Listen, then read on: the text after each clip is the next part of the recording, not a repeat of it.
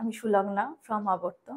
আজকে নিয়ে চলে এসেছে একটা ভীষণ এক্সক্লুসিভ কালার কম্বিনেশন এবং বাঙালির আবেগ বলা যেতেই পারে, একদম লাল সাদা কম্বিনেশন। এটা থাকছে একদম বাংলার শিল্পীদের হাতে বোনা একটি খাদি শাড়ি, ভীষণ এক্সক্লুসিভ একটা কালেকশন এবং ভীষণ এক্সক্লুসিভ একটা কালার। তার সঙ্গে ডিজাইন যে থাকছে একদম জিওমেট্রিক প্যাটার্ন মোটিভে এবং থাকছে স্কোয়ারে। অল ওভার শাড়িটা যাচ্ছে কিন্তু স্কোয়ার স্কোয়ার ডিজাইনের মাঝে কিন্তু আবার কিন্তু মাল্টি কালারের স্কোয়ার মোটিভ গেছে এবং তার সঙ্গে পাড় থাকছে কিন্তু টেম্পল ডিজাইন, একদম টেম্পল ডিজাইন এবং মাল্টি কালারের থাকছে। একদম প্রত্যেকটি বক্সে থাকছে মাল্টি কালারের ডিজাইন। এবং আমি একটা দেখিয়ে নিতে চাই, এটা একদম হাতে বোনা শাড়ি। এই যে আমি যদি উল্টো পিঠটা দেখাই তাহলে দেখা যাবে ঘুরিয়ে ঘুরিয়ে কিন্তু এটা বোনা হয়েছে।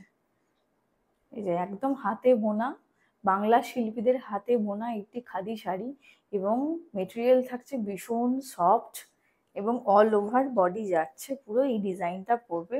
তার সঙ্গে প্লাস একদম বাংলার দুর্গাপূজা আসন্ন, আমরা এই শাড়ি পরে একটি লাল ব্লাউজের থাকে এর সঙ্গে স্টাইলিং করতে পারি।